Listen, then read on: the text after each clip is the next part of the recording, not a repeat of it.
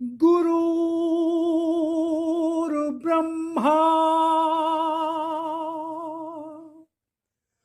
गुरुर्विष्णु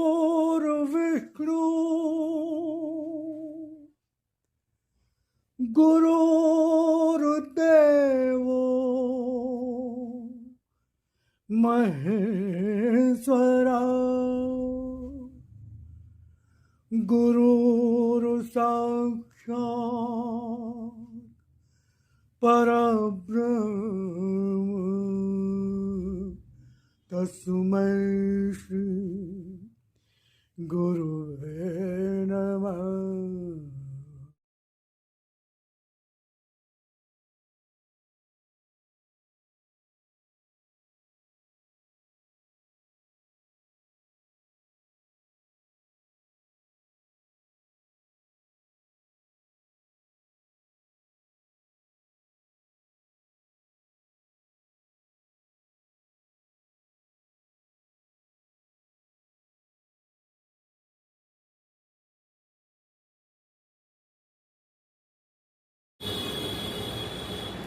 जय राम जी की ओम ईश्वरी। आशा करता हूँ ईश्वर कृपा से आप सपरिवार सकुशल होंगे। आज मैं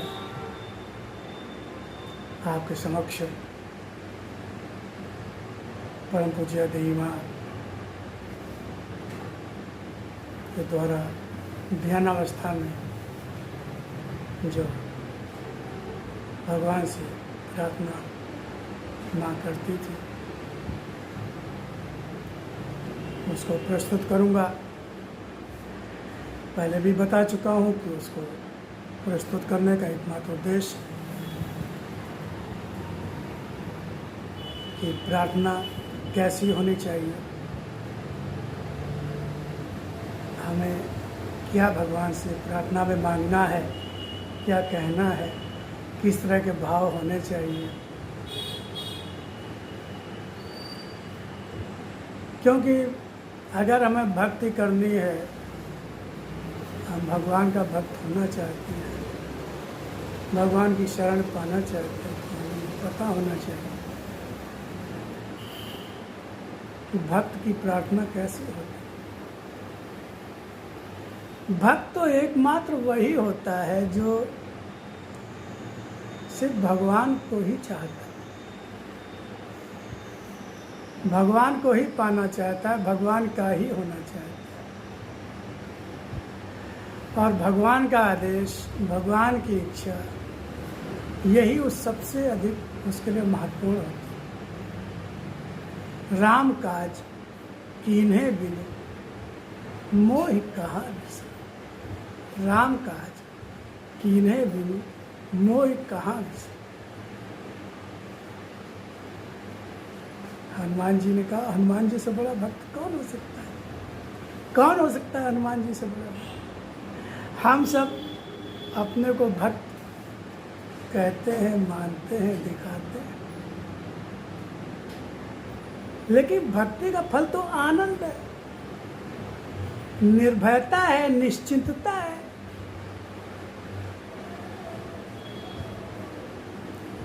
लेकिन ऐसा कहाँ है। इतने सारे भक्त, जहाँ जाओ वहाँ भक्त, किसी भी मंदिर में जाओ भक्तों की भीड़ है। अच्छा है, बुरा तो नहीं, अच्छा है। हम सब घर में भक्ति करते हैं, आरती करते हैं, तिलक चल घरों में अखंड रामायण का पाठ करवाते हैं, सत्यनारायण की कथा करवाते हैं, देवी जागरण करवाते हैं। लेकिन क्या जैसा जीवन हम सब जी रहे हैं, क्या भक्ति का फल वैसे ही होता है? क्या भक्त का जीवन वैसे ही होना चाहिए? इसका मतलब है कहीं ना कहीं गड़बड़ है। हम सब प्रार्थना भी करते हैं, लेकिन कहीं ना कहीं गड़बड़ है। तो इसको समझना बहुत जरूरी है। मेरा एकमात्र उद्देश्य परम पूज्य देवी माँ की प्रार्थना को प्रस्तुत करने का एकमात्र उद्देश्य कारण यही है कि माँ की प्रार्थना कैसे। तो हम सब उसको सुनेंगे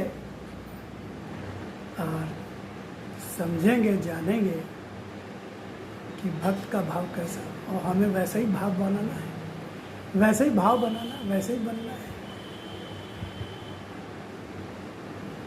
क्योंकि जब तक हम सुधारेंगे नहीं, अपनी आदतें सुधारेंगे नहीं, अपना सोच बदलेंगे नहीं, अपने में बदलाव नहीं लाएंगे, तब तक हमारे जीवन में भी कोई बदलाव नहीं आएगा, कोई ठोस सकारात्मक बदलाव नहीं आएगा, हमारा जीवन निरर्थक हो जाएगा। फिर हम पूरी ज़िंदगी यही कहते रहते हैं कि लोग भगवान की भक्ति करने से लाभ क्या हुआ, भगवान की भक्ति करने से फ़ायदा क्या हुआ, जब दुख ही भोगना है, कष्ट ही भोगना है, तो भगवान की भक्ति से लाभ क्या हुआ।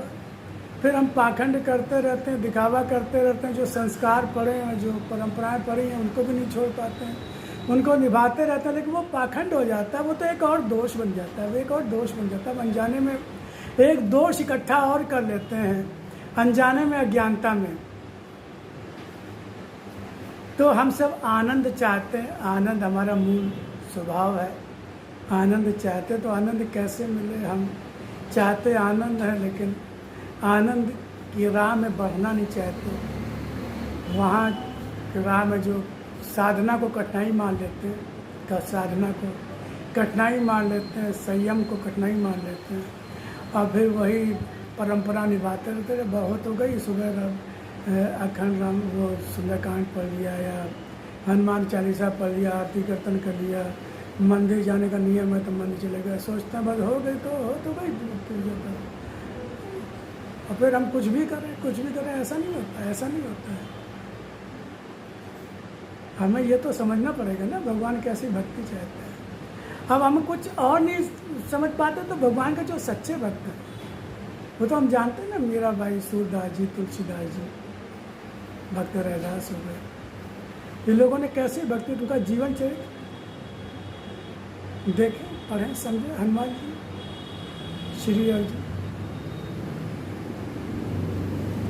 तो उनसे हम देखें, समझे। तो आज माँ का उदाहरण हमारे सामने है, और माँ की प्रार्थना कैसी प्रार्थना करते, तो हम उस प्रार्थना को अपनी प्रार्थना बना लें, अपना हृदय के भाव बना लें, भगवान को अर्पण करें, सुने ही नहीं, उसमें जुड़ जाए।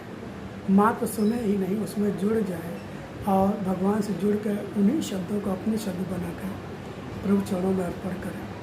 तो मैं माँ की प्रार्थना प्रस्तुत करता हूँ। बीच में मैं कुछ और नहीं बोलूँगा, बीच में कोई व्याख्या नहीं करूँगा, थोड़ा बाद में मैं बताऊँगा देखो माँ ने कैसी प्रार्थना की, क्या कहा।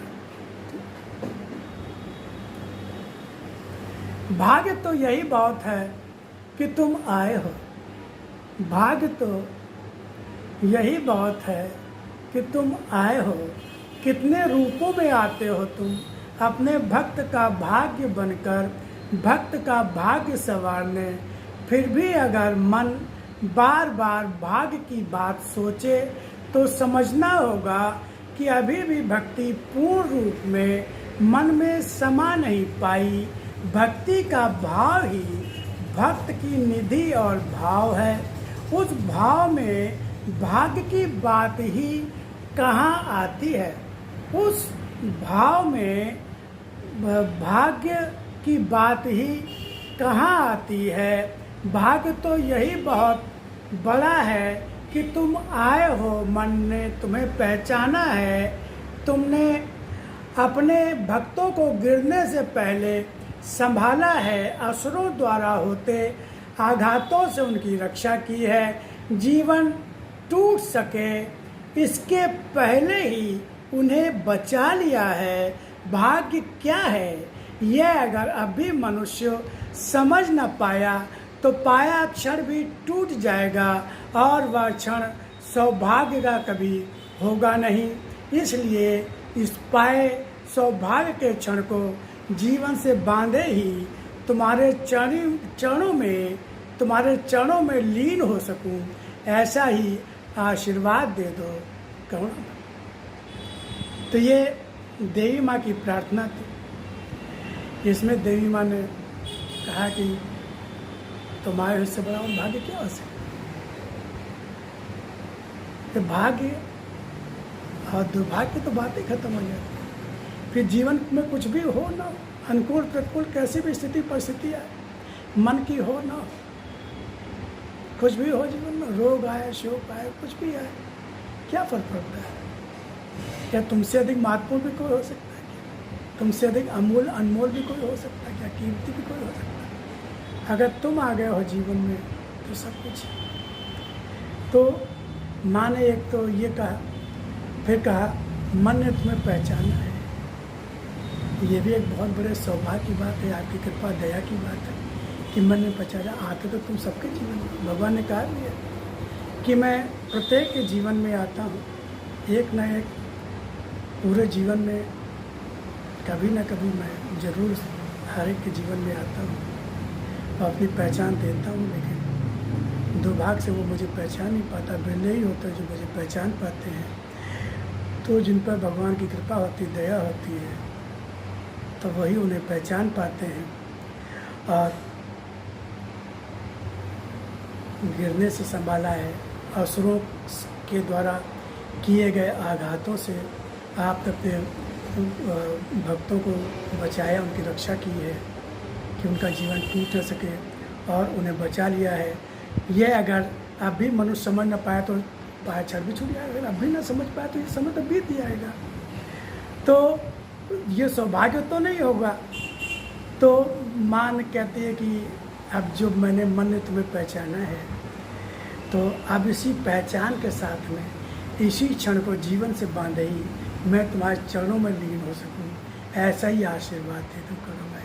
तो इसमें माँ ने कुछ भी धन संपत्ति स्वास्थ्य ऐसा कुछ भी नहीं मांगा, रुपया पैसा धन दौलत ऐसा कुछ भी नहीं मांगा, कुछ भी नहीं मांगा।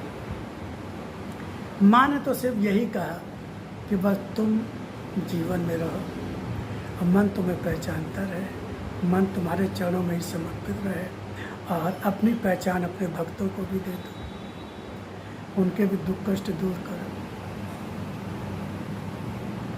तो इसका हम चिंतन मनन करेंगे, ध्यान करेंगे और भगवान से प्रार्थना करेंगे। और प्रार्थना में सिर्फ भगवान की दया मांगेंगे, दया तो है भगवान की, कृपा मांगेंगे, कृपा संरक्षण आशीर्वाद, कृपा संरक्षण आशीर्वाद कि हमें अपनी पहचान दे दो और मन आपको पहचान सके और मन वचन कर्म में आपको स्वीकार से कर सके। आप ही सब कुछ, अगर आप मिल गए तो सब मिल गए।